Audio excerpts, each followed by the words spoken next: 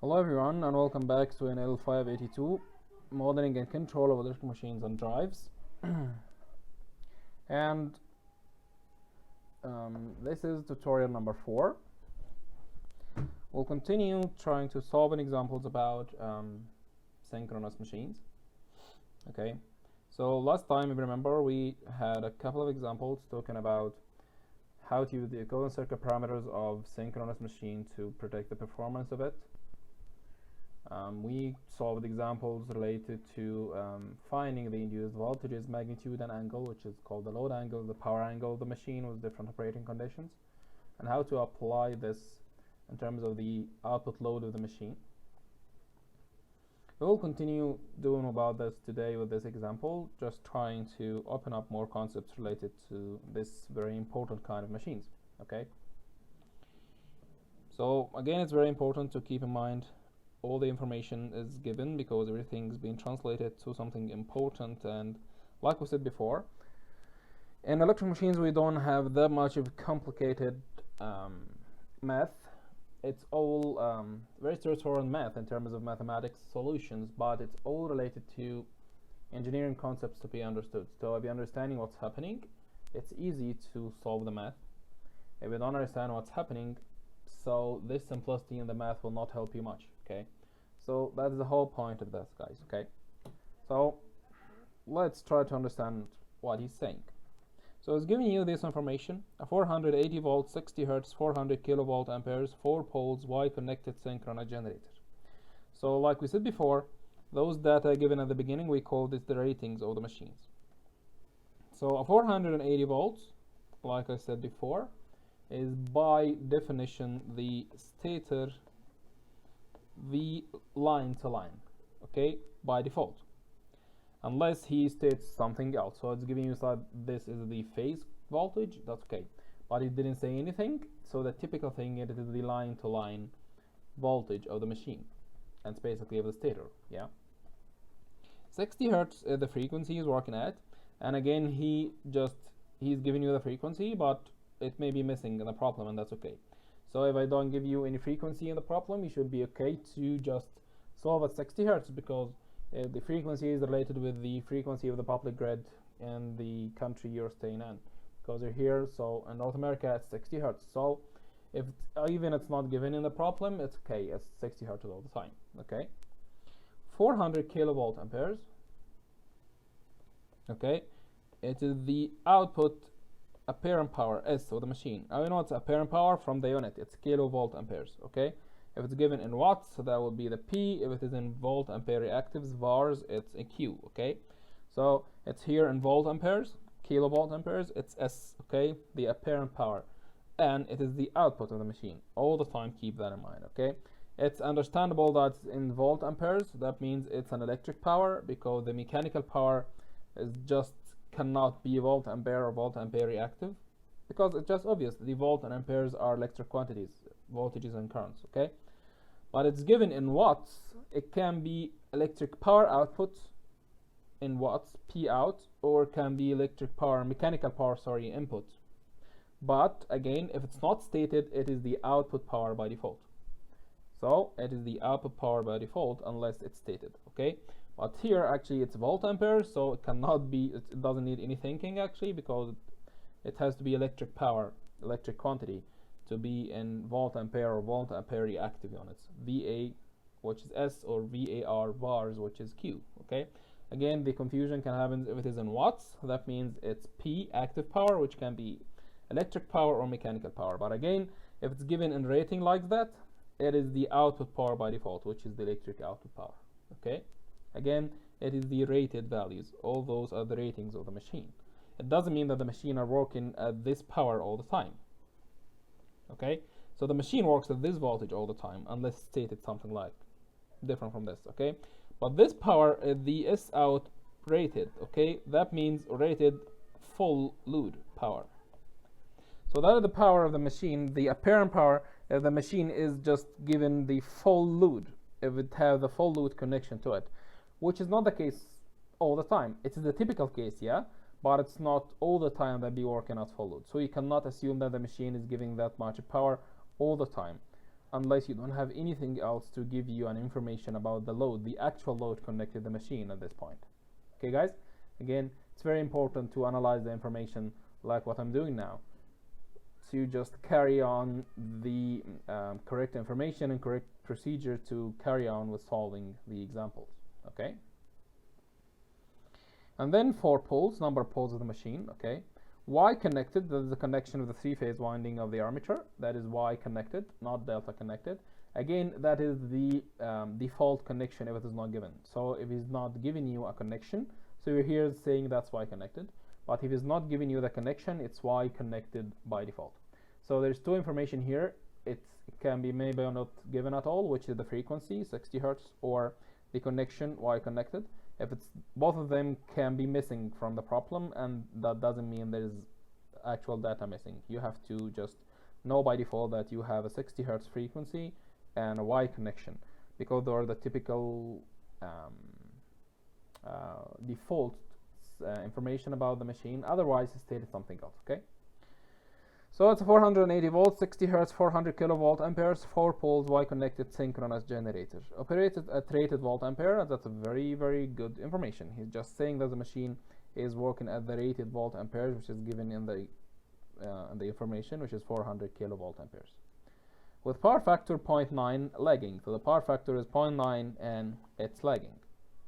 Rotational losses are 10 kilowatts. That's good. Rotational losses are the mechanical losses. So rotational losses, P rotational, is the same as P mechanical, or the mechanical losses. Sorry, yeah, not P mechanical, because we'll be confused with the mechanical power input. But P rotational or mechanical losses, or PFW, P friction windage, they are all the same thing actually. So it's giving you this, it is equal to 10 kilowatts. Okay guys, and the armature resistance RA is 0.02 ohms, and he wants you to calculate him the armature current. Okay guys, so number A, he wants you to find him IA. Okay guys, he wants you to find him the armature current. And again, please, we're talking about AC quantities. I'm talking about that is a phasor form, but that means it's not just enough to find him the magnitude of the current, but we need the magnitude and angle, both of them. Keep that in mind, that's very important. It's different from DC machines. DC machines just have magnitudes because they are all DC quantities. But we're talking about AC quantities, everything has to be in magnitude and angle. Okay guys, so let's summarize what information we have here before going on. Okay, so the V line to line is 480 volts. Okay, that is the magnitude of the voltage. The frequency is 60 Hertz, that's given. Number of poles, P is 4. And the machine is Y connected, like this. Okay, and the output power, he said the machine works at the fundamental, or the rated power, which is 400 kilovolt amperes as output. Okay, and the power factor is 0.9 lagging. Okay guys, he's also giving you information about the P friction and windage, like 10 kilowatts, and the armature resistance RA is 0.02 ohms. Okay guys, so he wants you to find him the armature current. There's something very easy to go on here, because you know the output volt ampere, and the current and the armature, guys, all the time is related to the load, is related to the generated power, how much power you're generating to feed the load. It's totally translated all the time to the current. So when you wants you to find him the current, all the time look for the load value, the generated value, or all that stuff. Okay, so S output equals S rated, like he said in the question, which is 400 kilovolt amperes. For that, it equals square root of 3 V line to line, that is the magnitude, I line to line as magnitude also. Okay, so it is 400 times 10 to the power 3, it's 1000 kilovolt amperes. Don't forget these units conversions. equals square root of 3 V line to line, which is 480 volts, that's the magnitude, and that's what you need here, by the line to line current, which equals the phase current AIA, which is the phase current because it is Y connection, yeah? So this IA magnitude, don't forget this, okay? So IA, the magnitude of it equals 400,000 divided by square root of 3 multiplied by 480, and this equals 481 amperes. Okay, guys, that is the armature current. Again, keep that in mind. IA here, we are solving it because it is Y connection, so the I line equals I phase. Okay, I phase is IA because that is unused in the equivalent circuit. Keep that in mind all the time again. That was our equivalent circuit, just to remind you. RA, JXS, and that is the induced EMF, EA. That is the terminal voltage, and that is IA. Everything here is single phase. That is single phase equivalent circuit, okay? So we are solving for IA, that is the armature current. It's a phase quantity. But again, because we are dealing here with a Y connection, the phase current equals the line current, so they are the same thing, okay? If you are dealing with a delta connection, it will be different. With a delta connection, the line current does not equal the phase current, okay? So it would be different here. So you use this one, square root of 3 V line to line IA. This will be I line, and after you get it, you have to find the phase current from it. Okay? The phase current will be I line divided by square root of 3 for delta connection. Again, that's for delta connection. But because they're here for Y connection, it's all set. Y connection, I line equals I phase, so you don't need to do any conversions. So that is the armature current you want, the magnitude of it, yeah? But you still need to find the angle. Okay, guys? So, for angle, he's giving you the power factor, and that's good. That is the terminal voltage, and all the time we keep the terminal voltage at angle 0 as our reference.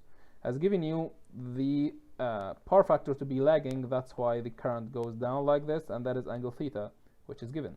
So the angle of the current will be theta, which is cosine minus 1, the power factor. And because it's lagging power factor, it will have a minus angle. So this minus because it is a lagging power factor. If it was a leading power factor, it will be positive. If it is a unity power factor, then the angle is 0 without any calculation. Okay, guys? So that will equal minus cosine minus 1, the power factor, which is 0.9. So this gives you an angle minus 25.8 degrees. That means your armature current as a phasor will be 481, that's the magnitude, and angle minus 25.8 degrees amps. That is the answer, okay?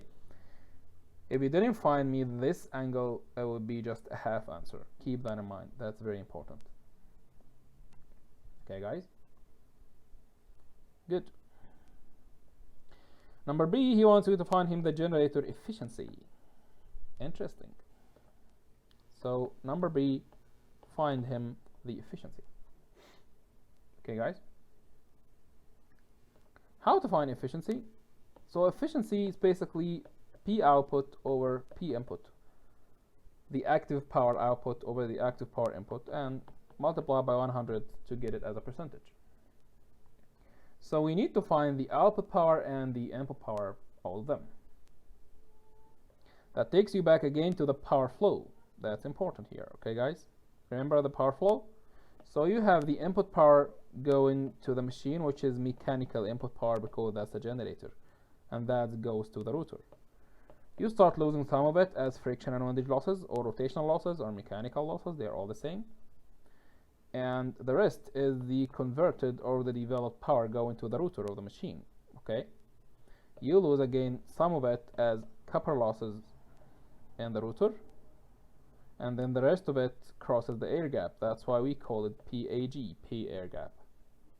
And you lose again some of it in the stator as P copper losses in the stator, because you have current moving in the winding in the stator, and some of it as core losses like we illustrated before, that is the eddy current and hysteresis losses of the machine,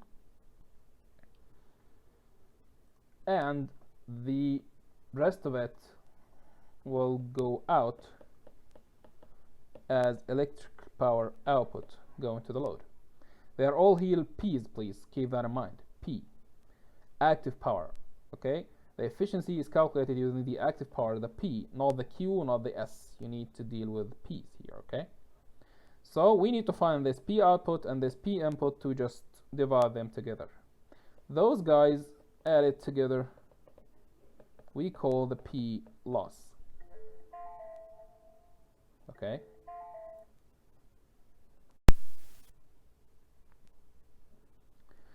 So we need to calculate or find the output electric power and the input mechanical power to divide them together to find the efficiency. That's what's required in the question here, okay?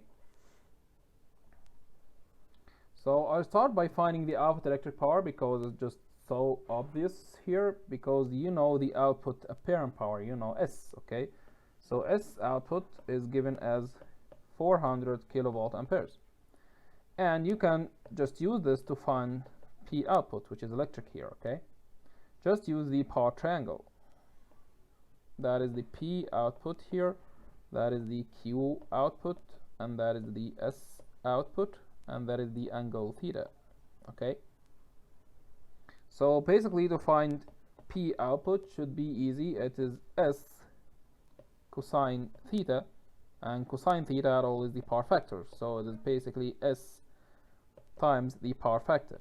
Okay guys, S is 400 kilos and the power factor is 0.9, so the P output here will be 360 kilowatts. Okay guys, so that's the first part, the output electric power.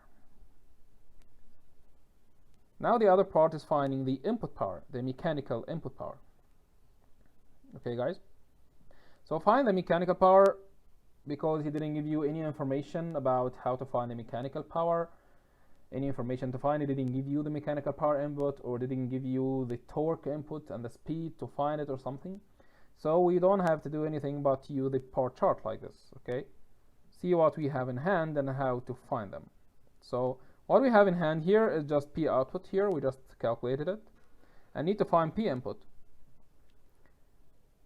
That means to find P input, which is the mechanical power, just a reminder for you, equals output power plus P loss, all of it.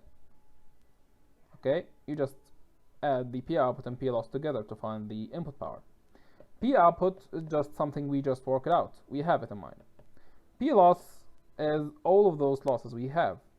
P copper and the stator plus P copper and the rotor plus friction and windage plus the core losses, okay? What's not given here, we can just what not given, and we cannot calculate it. That means he find it as very, very small to be ignored. So for example, I didn't talk about anything about the core losses. That means it's assumed neglected, okay? He just sees it's very, very small, and you just don't bother finding it. The P friction and windage is given to be 10 kilowatts, okay?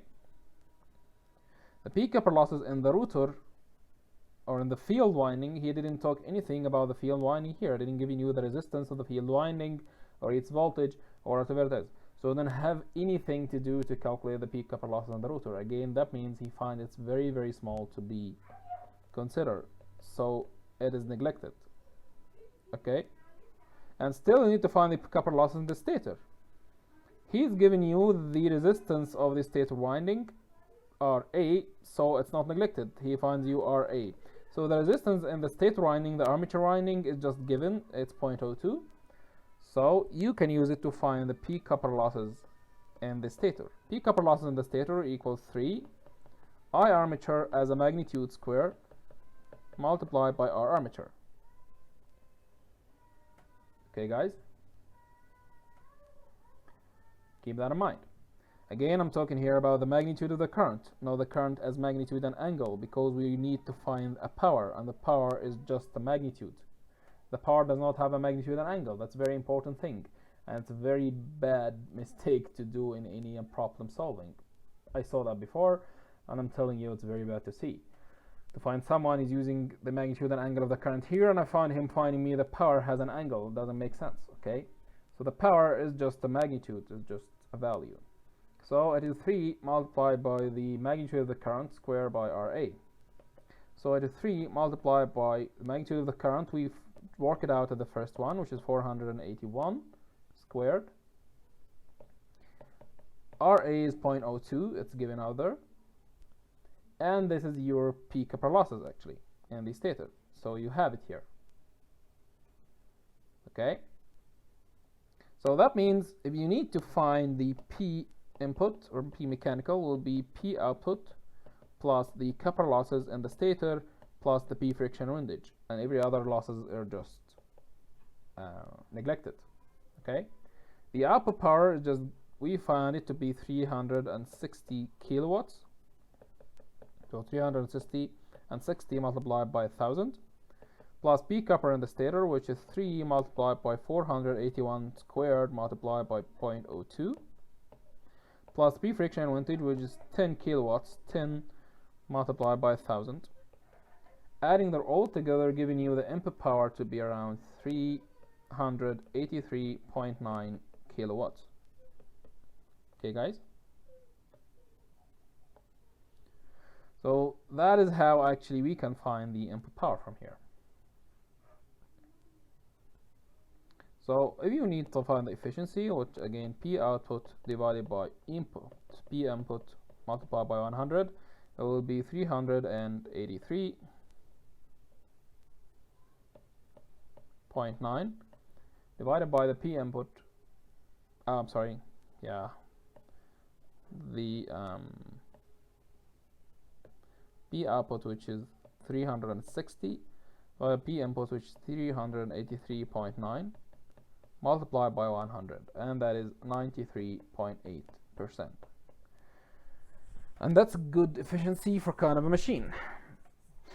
Okay, so most of the machines, so the generators will find the efficiency higher most of the time than 85% or something. So again, if it was mistaken and just placing 383.9 as the numerator, you will find this efficiency to be more than 100, and that's very wrong. Okay, something like that you have to pay attention with. Again, keep an eye all the time over these numbers because they are mean something. Okay, guys, it's not just numbers coming out like that. Okay, guys, good. Yeah, for example, the friction windage was giving you as 10 kilowatts. Okay, so it has to be comparable with the input and output power. So the thing here, input power is 383 kilowatts. That's much higher than the losses, which is 10 kilowatts, which makes sense. Otherwise, you're having a very poorly designed machine, and it's not the typical case most of the time. So if you have a friction windage losses given in the problem as 10 kilowatts, and you work now with the input power and find it to be 12 kilowatts, something like that, it's very just close to this amount of losses. That means you're doing something wrong. Go back and just revise all your calculations. Again, that's what I'm saying. All the time, look at the numbers.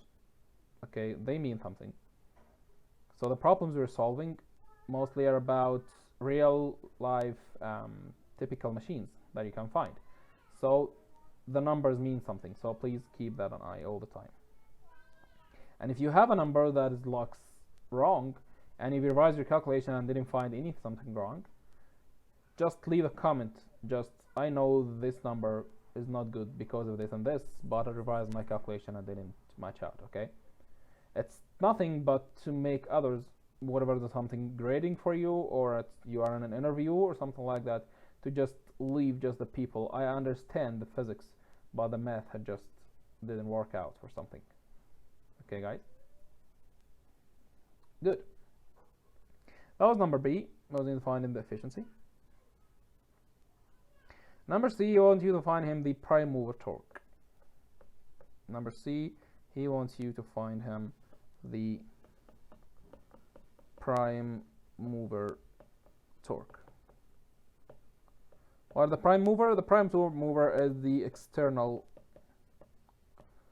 mechanical source that is driving your generator, giving the speed to the rotor. Okay, we call this T prime mover or T external, whatever you want to call it. Okay, that is something he wants you to find.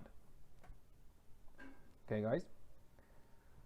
So the only way to find this external torque is basically using the external power, the mechanical power. So that is the mechanical torque applied to the machine from outside. Okay, so you find it from this. That was the equation I given you before. It is just the P mechanical, which is the input power here, equals the torque mechanical, which is the external torque here, multiplied by omega m. That is a mechanical equation to keep in mind. So the external torque you want to find is basically the P mechanical, which is the input power, divided by omega m. The mechanical power we just worked out, so what we need to do is finding omega m. The mechanical speed here for a synchronous machine equals omega s, the synchronous speed for synchronous machine. Okay, so for a synchronous machine you don't want to look at any kind. Remember, to find out the speeds before in DC machines, we used to deal with the torque speed characteristics. Why? Because for DC machines, the torque, the speed of the machine, is related directly to the load. But for here, it's about a token synchronous machine, the steady state speed goes back to the synchronous speed, even if the load changes a bit.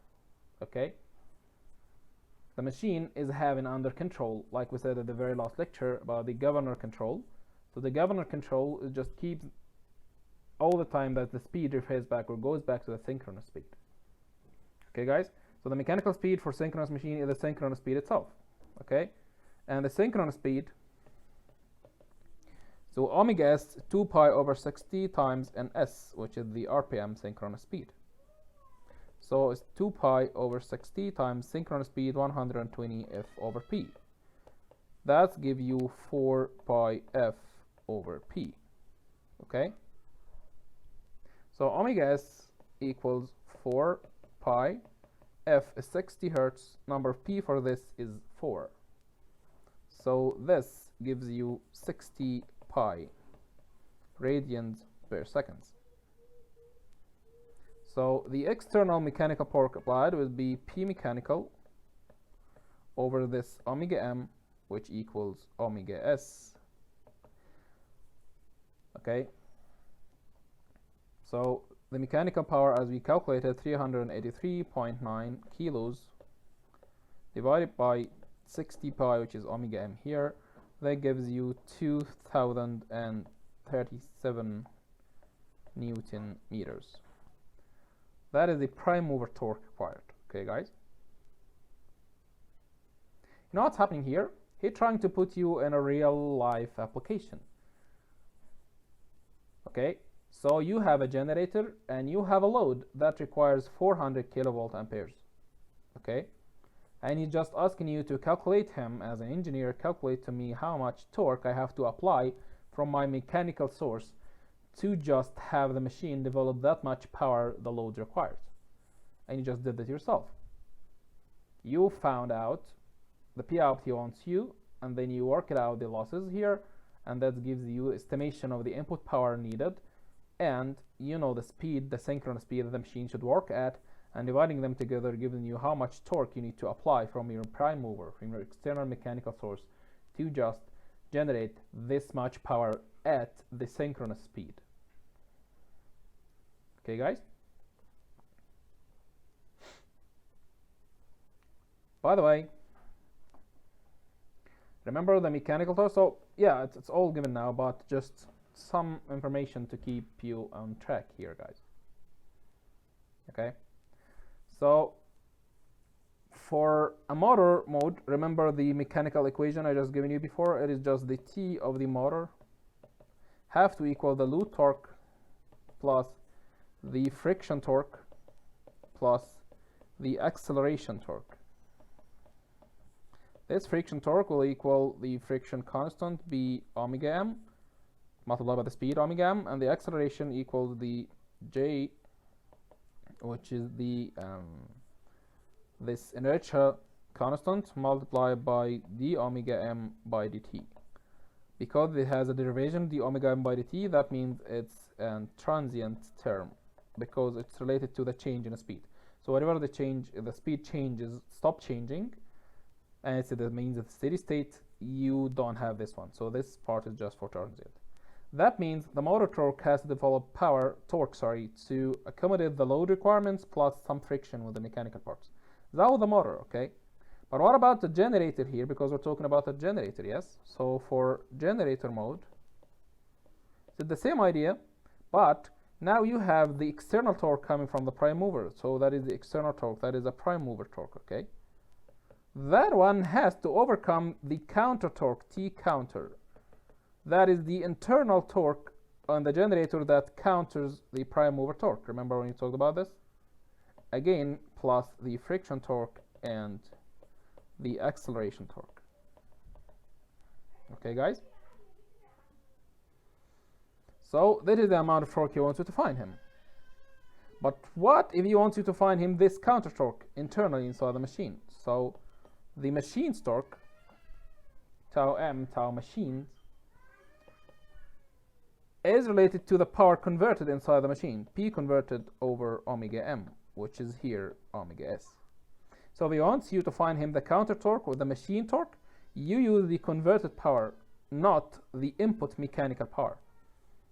So to find this converted power from here, you need to find it like P input mechanical minus P friction and windage.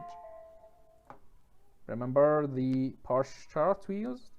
So yeah, this converted power here. To find it, you need to just find the mechanical power and subtract this friction and windage to give you the converted power.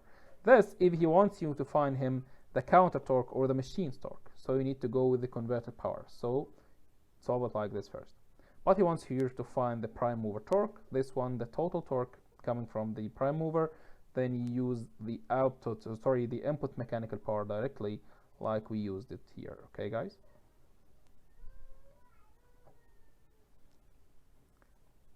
Okay, that's it.